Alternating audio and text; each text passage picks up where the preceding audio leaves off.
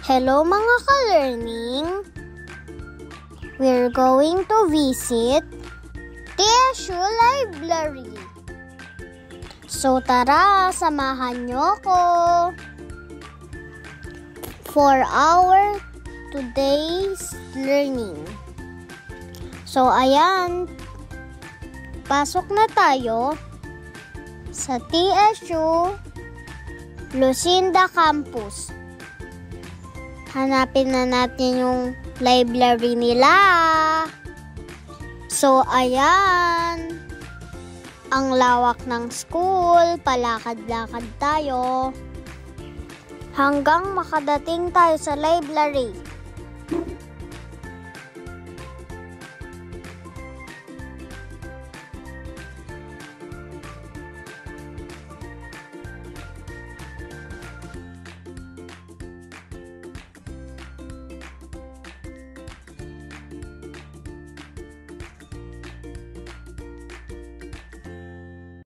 So, ayan, nakita na natin ang library nila.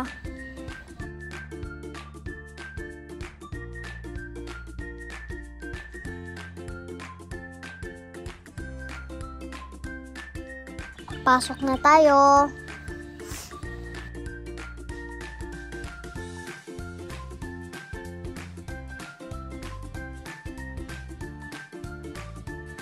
So, dito tayo sa ground floor.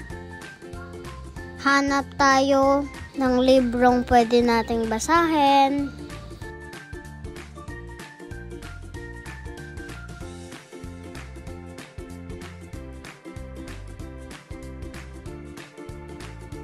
I think wala dito, kaya tingin tayo sa first floor.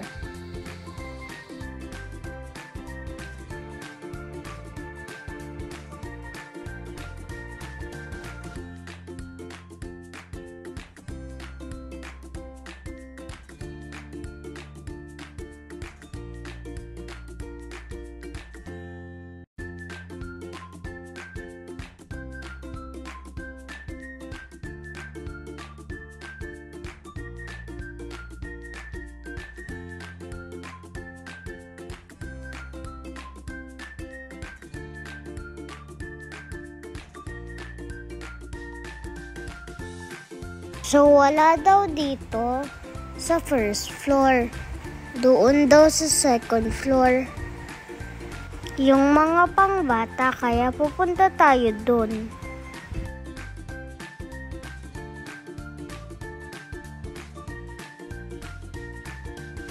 Nandito na tayo sa second floor. So, ayan. Tignan natin ang mga topics na pwede sa atin. Wow, ang daming books, guys. Mag-i-enjoy kayo dito. So guys, hanap tayo ng book para sa babasahin natin. So, hahanap tayo ng book na pwede kong basahin. So, basahin na natin ito. Jenny. Realities.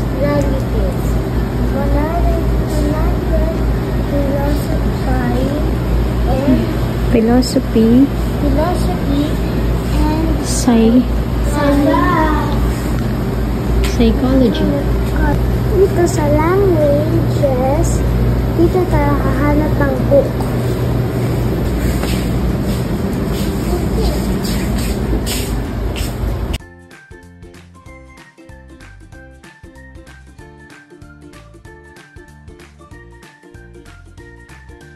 You want to read all that book?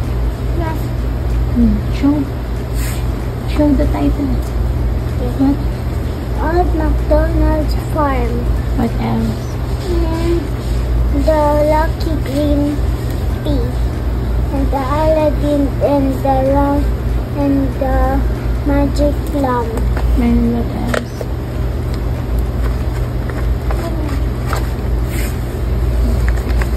And there is a difference.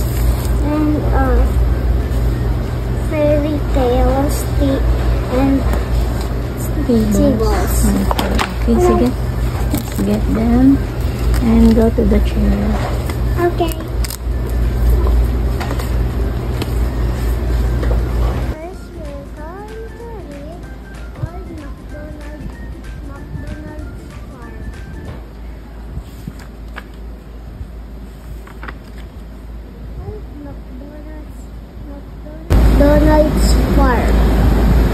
McDonald's farm had a farm, and it was a very noisy farm.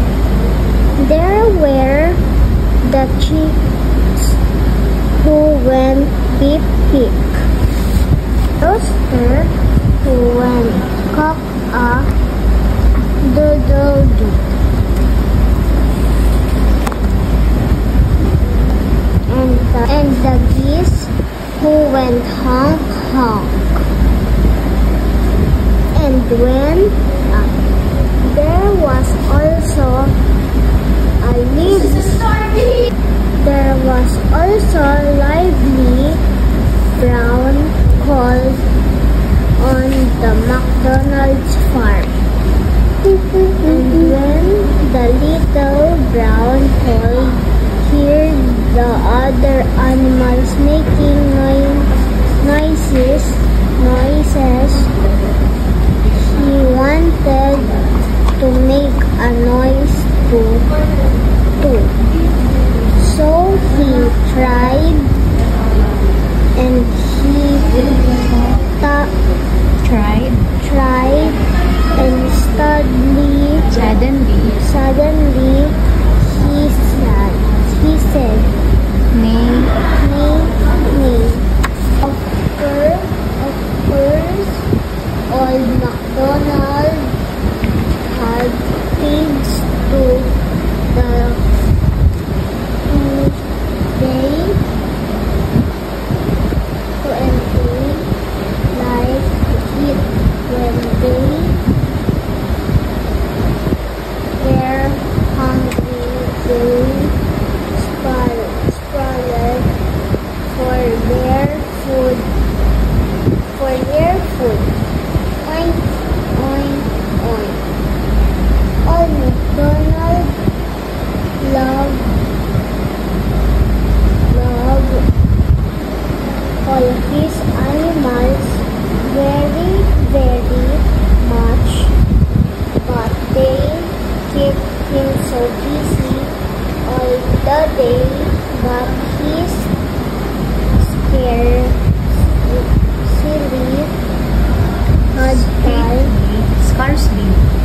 scarcely had time for anything else.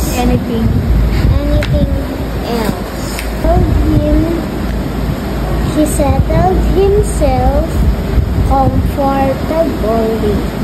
comfortably with his hat over his eyes and his hands over his stomach. And he said, "Now if you'll all be quiet, I'd like to have a little snooze." And they all were very quiet and listened. And pretty soon McDonald went done reading on McDonald's farm. Now we are going to read The Lucky Green Pig.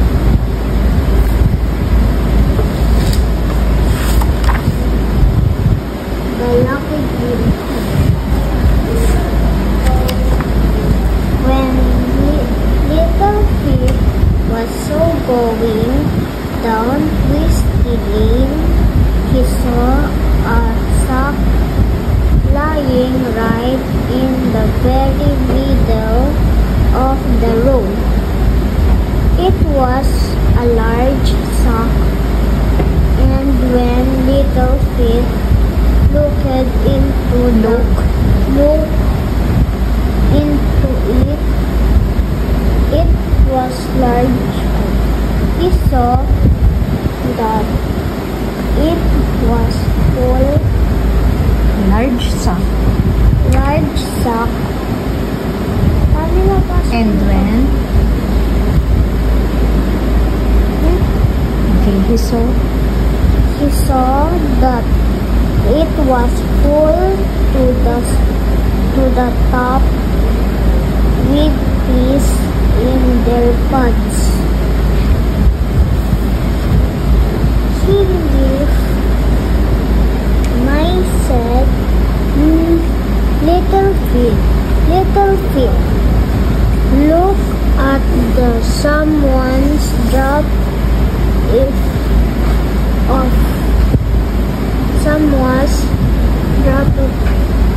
off his cart. I wonder whose is it? It is.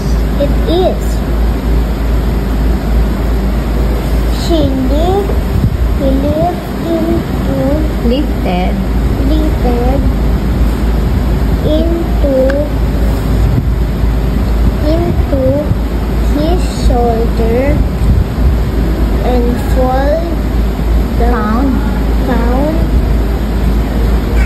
that it was very heavy, for he was not very big.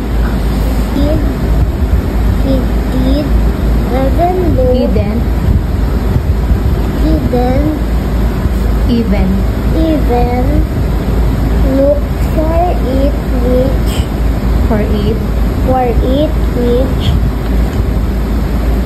was a pity.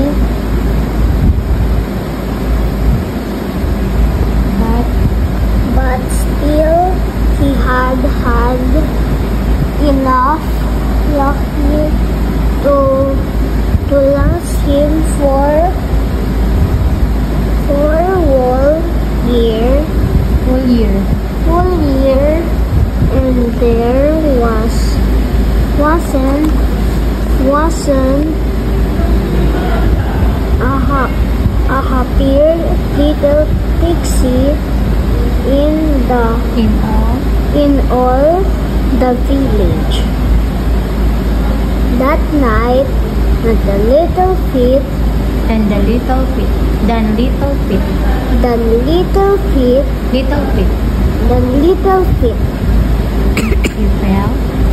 he fell asleep and dreamed of the green peas and strawberry jam, little hens and little pigs. And when he woke up,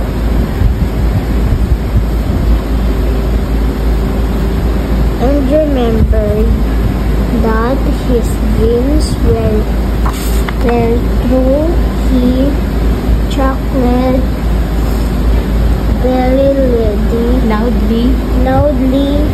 Indeed. We're done reading the Lucky Green Pig. Now we're going to read Aladdin and the Magic Lamp. Aladdin and the Magic Lamp.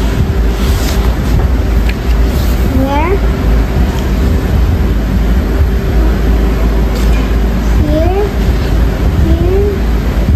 Here was a boy, Aladdin. Name Aladdin.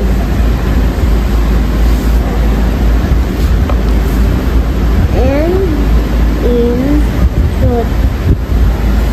truth, he was in the magic lamp.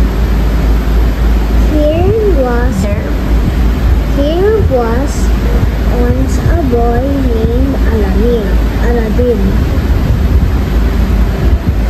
And in truth, he was a very lazy boy. Instead of minding his mother and helping with chores, Aladdin would run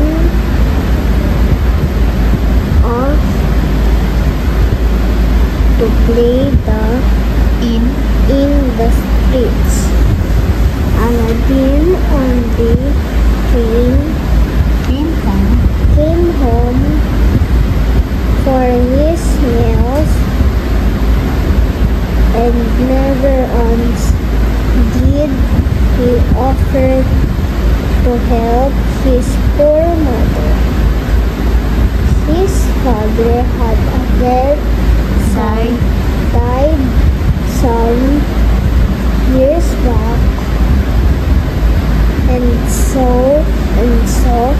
his mother had to weave yarn all day long to support herself and her son. But all that changed when an evil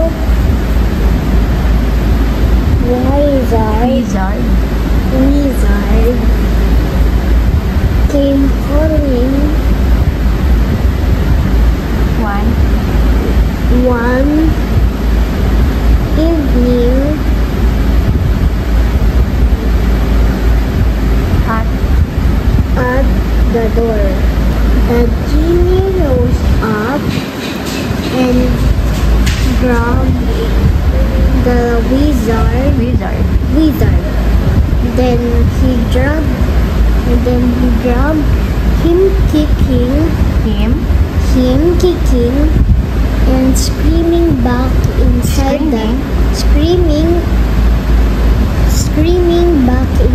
the lamp. There it is said he is to be enslaved forevermore.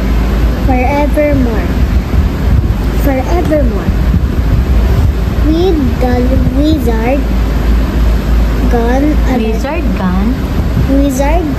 Aladdin took the lamp in his hands and rubbed it.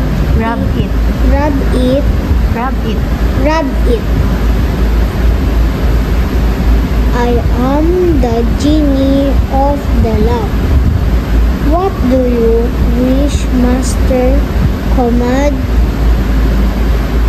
me and I shall obey always.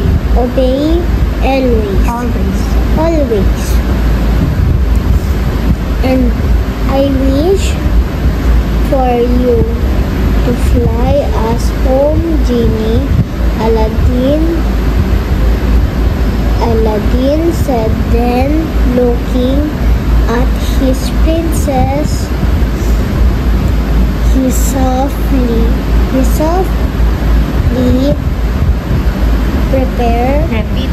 repeated, "Oh, your wish is my command, master. Your wish is my command, master." And home they went. Unreading Aladdin and the Magic Lamp. We're going to read There is a difference. There is a difference.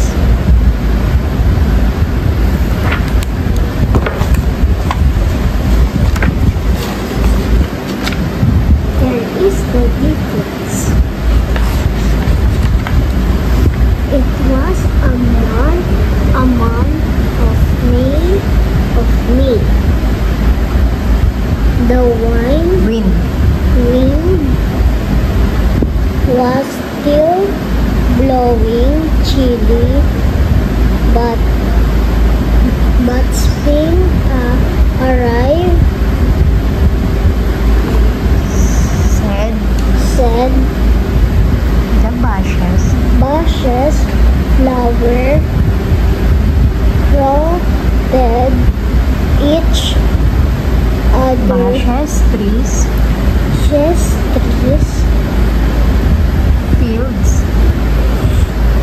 fields, meadows. Flower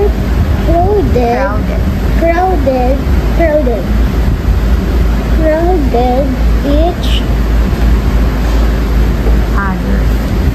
each other up into the tall hedges. It was right Here. that Spring spoke for herself from a little apple tree, and a single branch of this tree was green and fresh and covered with delicate pink buds just about to blossom. Look how the Lord must have enjoyed designing this one.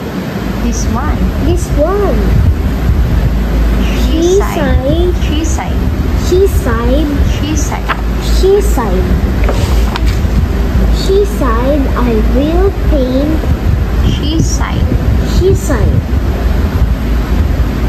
I will paint a picture of it beside the branch. Everyone agrees that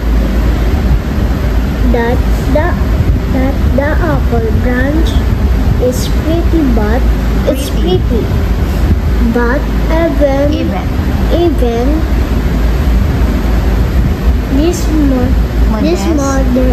this modest flower has a beauty of his own. They are very different,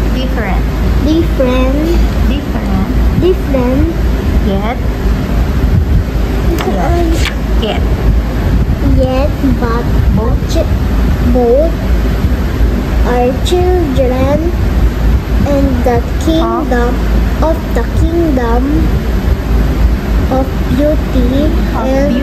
of beauty and the sunbeams kiss the poor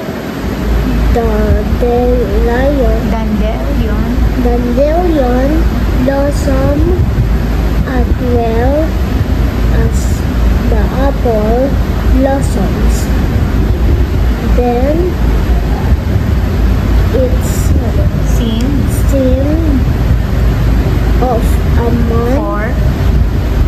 for a moment if the apple branch blushed. We're done reading. There is a difference. Now, the last book we're going to read,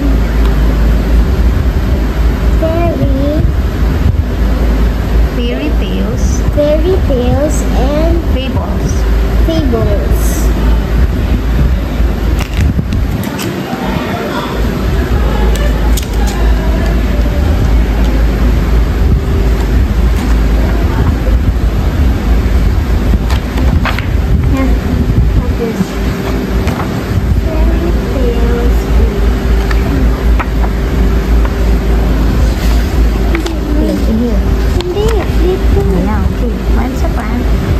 Once upon a time,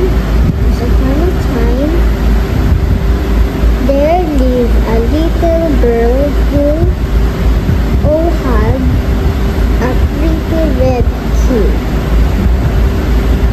with the bright red dot hood.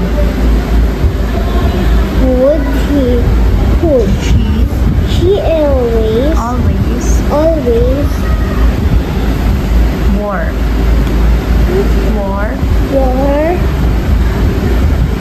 her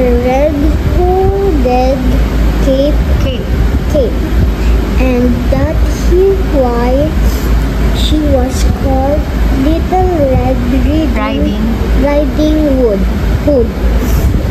One day, her mother packed a basket with cakes and fruit. He said to Little Red Riding Hood, "This is a gift for you to take your grandmother.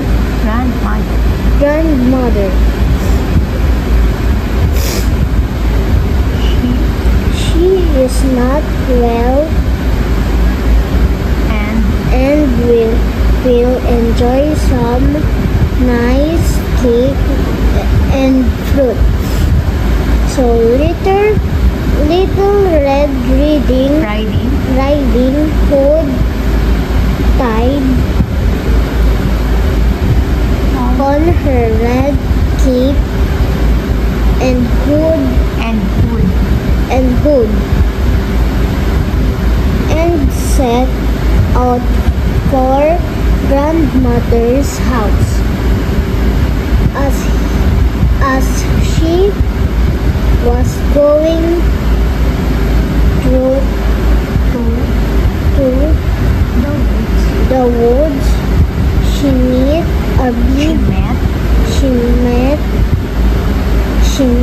a big wolf. The wolf spoke to her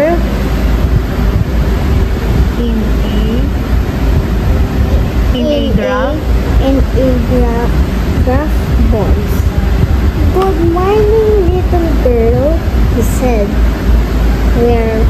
Where are you going with that nice basket of cake and fruit?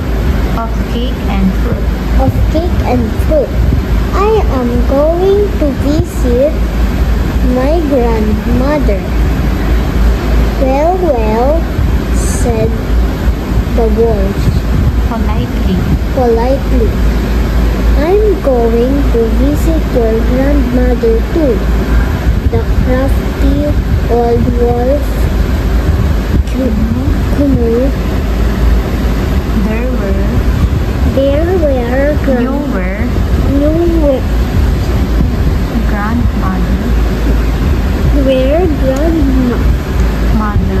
grandmother live. And so while Little Red Riding Hood stopped along the way to pick the bright flowers and watch bright butterflies fleeting among the trees, the weak wolf arrived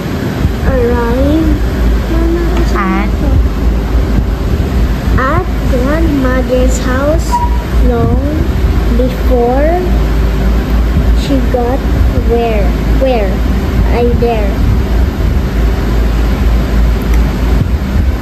He peeked in the window. He saw grandmother sitting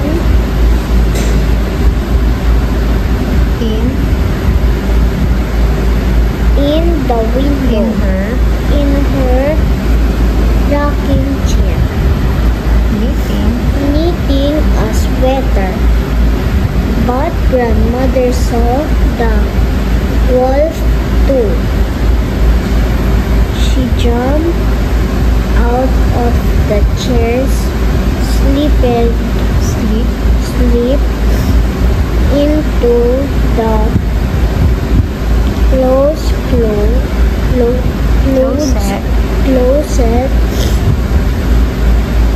and quickly locked the door behind her. better to eat you win. Heard the wolf and Rise the wolf. rise the wolf, and he pushed back the covers and sprang out of bed. Then little Red Riding Hood saw that it was the wolves pretending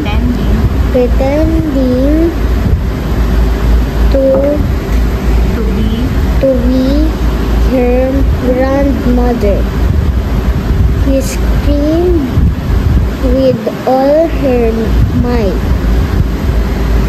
At that moment, a woodsman was passing by her. He heard Little Red Riding Hood screams, and from the wall, Saan ka na?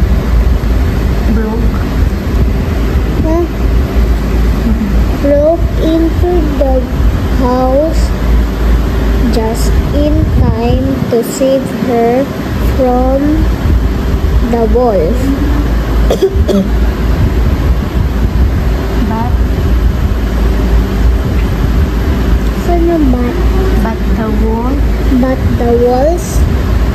But the wolf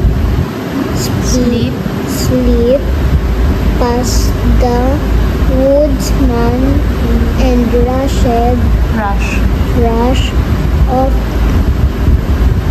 off into the trees. Never mind, said a woodsman. I catch him. And he ran to the woods into the woods. The wolf after the wolf. Then grandmother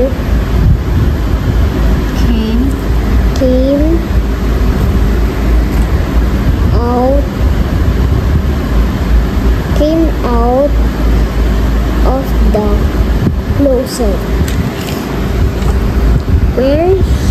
where she had been hiding, and she made a delicious lunch of milk and cake and fruit for Little Red Riding Hood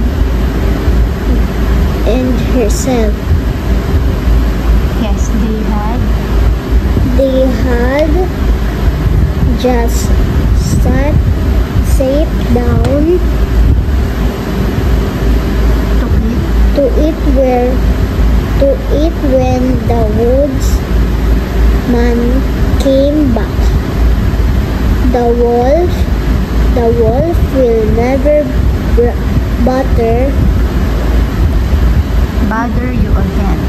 bother you again, he said.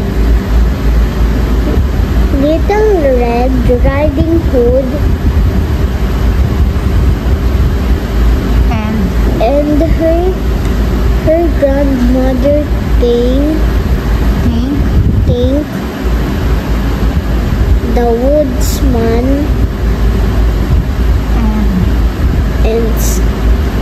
and asked him to stay to lunch. He did so gladly, for he was very hungry. Afterward, he walked walk with little Red Riding Hood through the woods to her mother's house, where she lived happily for many years. But she never met another wolf. First, we're going to read Old MacDonald's Farm.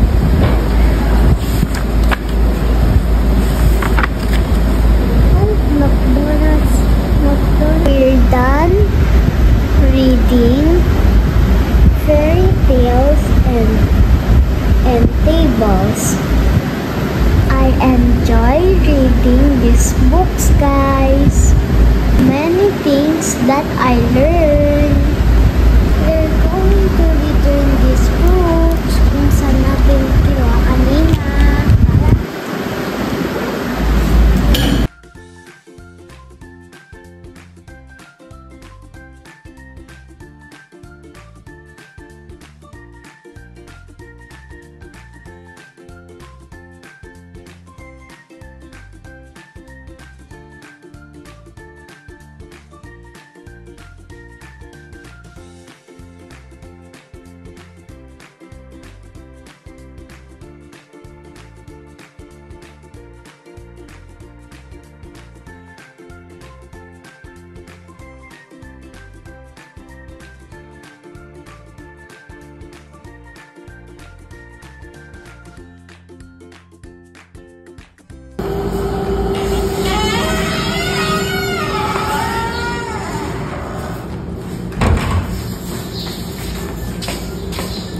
Sobrang nag-enjoy tayo sa pagbasa ng book. Now we going home na.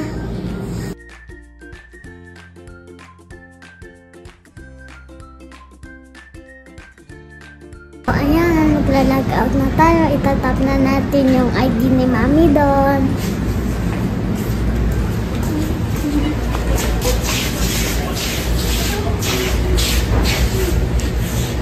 Yung ginagawa.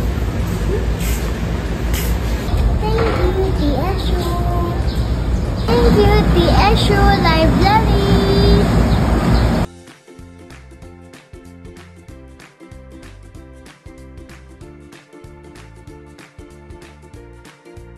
So, nagutom tayo kaya kakainin muna tayo sa kantin.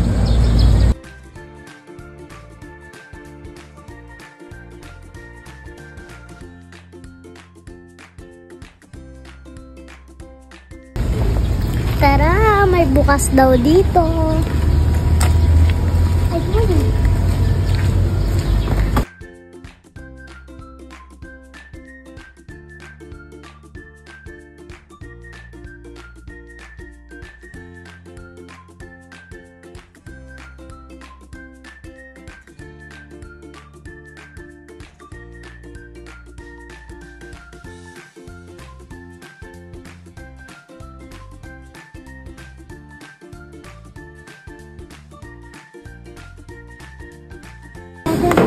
natin, kakain na tayo.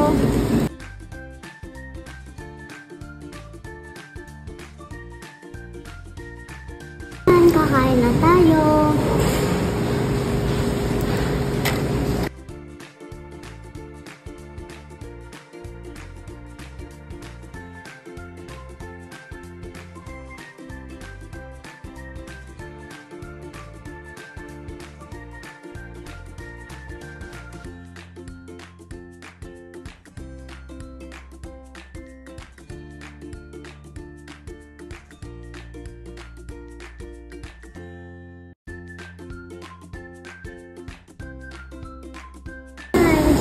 Sobrang sarap.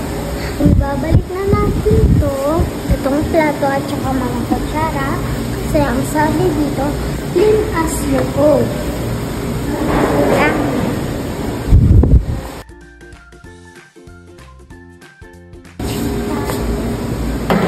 Thank you! Tara na, uwi na tayo.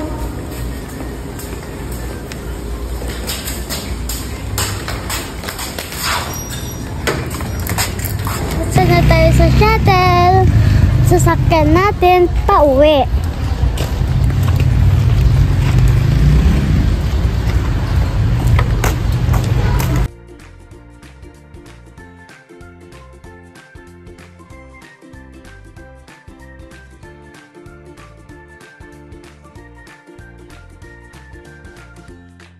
Thank you, TSU.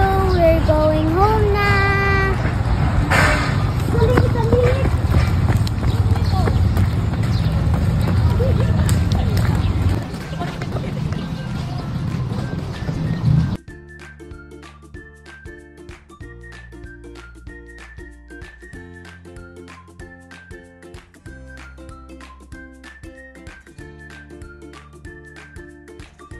Get muna tayo kay Manong. How much? 70. Bye-bye, TSU.